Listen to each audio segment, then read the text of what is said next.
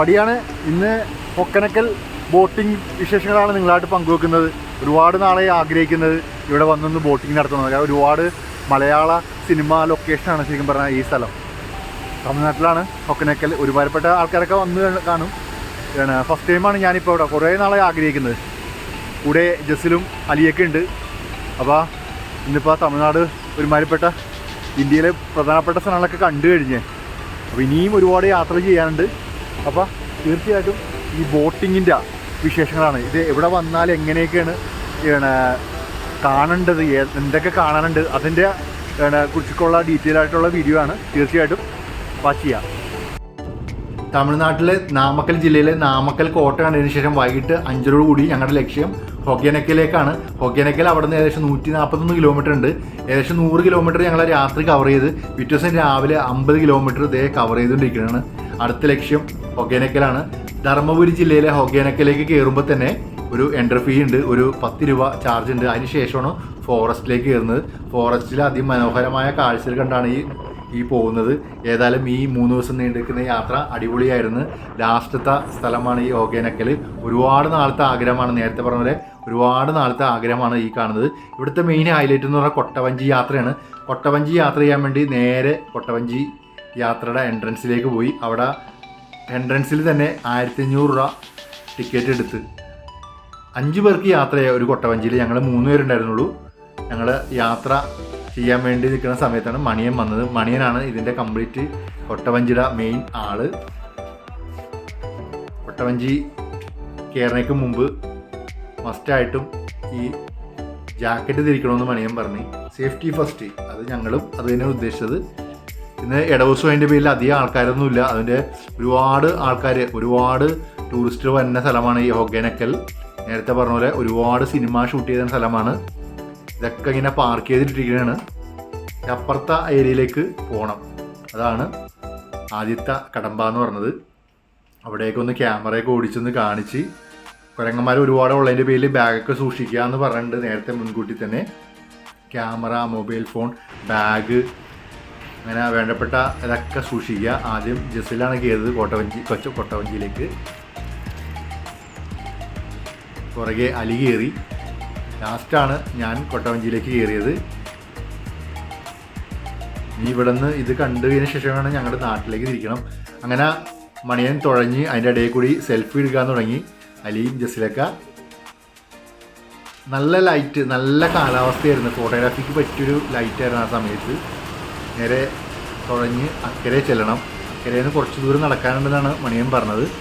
ഏതായാലും പുകപ്പാറ എന്നാണ് ഈ ഹൊഗേനക്കലിൻ്റെ ശരിക്കും പറഞ്ഞ അർത്ഥം. ശരിക്കും പറഞ്ഞാൽ കന്നഡ ഒരു വാക്കാണ് ഹൊഗേനക്കൽ. തമിഴ് ടച്ച് അല്ല ശരിക്കും പറഞ്ഞാൽ. കാവേരി ഒഴുകി പോകുന്ന 2 അപ്പുറപ്പുറമുള്ള ഇടങ്ങളാണ് ഈ പറയുന്ന ഹൊഗേനക്കൽ. അതായത് കർണാടകയും തമിഴ്നാടും ഷെയർ ചെയ്യുന്ന ഒരു സ്ഥലമാണ് ഹൊഗേനക്കൽ. അത് ശരിക്കും കർണാടക ടച്ചാണ് പേരിനുള്ളത്. മണിന് അതിലേക്ക് ഇറങ്ങി വന്ന് കൊട്ടവഞ്ചി ഇനിയിപ്പോൾ ചുമന്ന് വേണം അങ്ങോട്ട് എത്തിക്കാൻ. അതിൻ്റെ കാര്യങ്ങളൊക്കെ മണിയൻ കംപ്ലീറ്റ് കാര്യങ്ങൾ നോക്കിക്കോളും. നമ്മളതിൽ ശ്രദ്ധിക്കേണ്ട. നമ്മൾ നടന്ന് കണ്ട് ആസ്വദിക്കുക എന്നുള്ളതാണ് മണിയൻ ആദ്യം തന്നെ പറഞ്ഞിട്ടുണ്ട്. കറക്റ്റ് സമയത്തൊക്കെ നിങ്ങളെ വന്ന് ഞാൻ വിളിക്കാം, എല്ലാം കണ്ട് നടന്നോളാൻ പറഞ്ഞിട്ടുണ്ട്. അങ്ങനെ ഞങ്ങൾ അങ്ങനെ നടന്ന് ആ വെള്ളച്ചാട്ടമൊക്കെ നിന്ന് കണ്ട് അതിൻ്റെ ഇടയിൽ മണിയൻ കുറേ വിവരിച്ച് തന്ന്. ഇന്ത്യയിലെ തന്നെ നയാഗ്ര വെള്ളച്ചാട്ടം എന്ന് അറിയപ്പെടുന്ന ഒരു ഹൊഗേനക്കൽ വെള്ളച്ചാട്ടമാണ്. ശരിക്കും ഇന്ത്യയിലെ നയാഗ്ര വെള്ളച്ചാട്ടം എന്നാണ് അറിയപ്പെടുന്നത് ഹൊഗേനക്കൽ. ഒരുപാട് ടൂറിസ്റ്റുകൾ വന്നു പോകുന്ന ഒരിടമാണ്. ഒരുപാട് മലയാള സിനിമ ഷൂട്ട് ചെയ്ത സ്ഥലമാണ്. കർണാടക തമിഴ്നാട് അതിർത്തി ആണ് ശരിക്കും പറഞ്ഞാൽ ഈ കാവേരി നദി ഒഴുകുന്ന ഈ 2 ഇടങ്ങളും. അതായത് ഈ പറഞ്ഞ 2 പാറയുടെ ഇടയിൽ കൂടിയുള്ള ഒരു കനാല് പോണ ഒരു സ്ഥലമാണ് ഈ ശരിക്കും പറഞ്ഞാൽ ഈ ഹൊഗേനക്കൽ. ഒരു തമിഴ് കർണാടക ടച്ച്. അതായത് ശരിക്കും പറഞ്ഞാൽ കർണാടക പദത്തിൽ നിന്നാണ് ഹൊഗേനക്കൽ എന്ന് പറഞ്ഞിട്ട്. ഞാൻ നേരത്തെ പറഞ്ഞ പോലെ പുക പാറ, അതായത് വെള്ളം അടിച്ച് തെറിച്ച് ഉണ്ടാവുന്ന ആ ഇതുണ്ടല്ലോ പുക പോലത്തെ അത് തന്നെയാണ് പുക എന്ന് പറയുന്നത്. ഹൊഗേനക്കൽ, പുകപ്പാറ, അങ്ങനെയാണ് ഇതിൻ്റെ ശരിക്കുള്ള ഇത്. നേരെ ആ വെള്ളച്ചാട്ടത്തിൻ്റെ അരികിലേക്കാണ് പോകുന്നത്. അവിടെ നിന്ന് വെള്ളം ഫാസ്റ്റിൽ വന്നതിൻ്റെ പേരിൽ തുഴഞ്ഞു പോകാൻ കുറച്ച് ബുദ്ധിമുട്ടുണ്ട്. സൈഡ് പിടിച്ചാണ് പോകുന്നത്. അതുകൊണ്ട് കൈ ഒന്ന് സൂക്ഷിച്ചോളം പറഞ്ഞു. കാരണം കൊട്ടവഞ്ചി കറങ്ങുമ്പോൾ കൈ ചെന്ന് തട്ടാൻ ചാൻസ് കൂടുതലാണ്. അതിനൊരു മുന്നറിയിപ്പ് തന്ന് മണിയൻ. നല്ല ബുദ്ധിമുട്ടിയാണ് തുഴഞ്ഞു പോകുന്നത്. ഇപ്പം അത്യാവശ്യം നല്ല വെള്ളച്ചാട്ടം ഉള്ളതിൻ്റെ പേരിൽ തീരെ അടുത്തൊക്കെ അങ്ങോട്ട് പോകാൻ പറ്റില്ലെന്ന് പറഞ്ഞു. എന്നാലും മാക്സിമം എത്തിക്കാമെന്ന് പറഞ്ഞു. ഇപ്പം തന്നെ അതിൻ്റെ വെള്ളം തെറിക്കുന്നുണ്ട് മൊബൈൽ ഫോണിലേക്കൊക്കെ. അതൊക്കെ ശ്രദ്ധിച്ചാണ് പോകുന്നത്. ഞാൻ നേരത്തെ പറഞ്ഞ പോലെ തമിഴ്നാടും കർണാടകയും അതിർത്തി പങ്കിടുന്ന ഒരു പ്രദേശമാണിത്. 2 ജില്ലകളാണ്, കർണാടകയുടെയും തമിഴ്നാടിൻ്റെയും.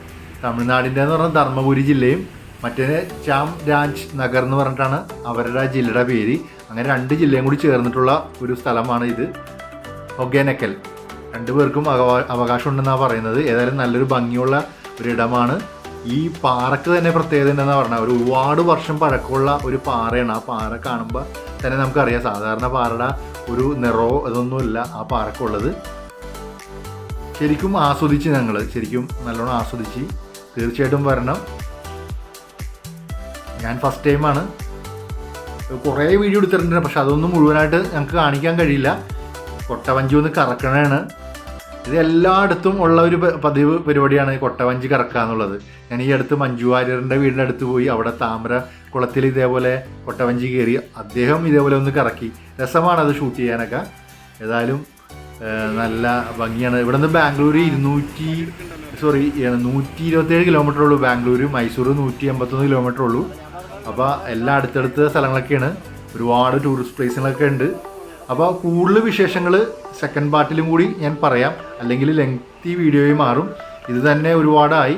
ഏത് നോക്കി ആ കല്ലുകൾക്ക് തന്നെ ഒരു പ്രത്യേകത ഉണ്ടില്ലേ. റൈറ്റ് സൈഡിൽ കാണുന്ന കർണാടക, ലെഫ്റ്റിൽ കാണുന്ന തമിഴ്നാട്. തമിഴ്നാടിൻ്റെയും കർണാടകൻ്റെയും 2 ജില്ലകളാണ് ഈ കാണുന്നത്. അപ്പോൾ ഇതിൻ്റെ സെക്കൻഡ് പാർട്ട് ഉടനെ തന്നെ ഉണ്ടാവും. തീർച്ചയായിട്ടും വെയിറ്റ് ചെയ്യാം. ഓക്കെ.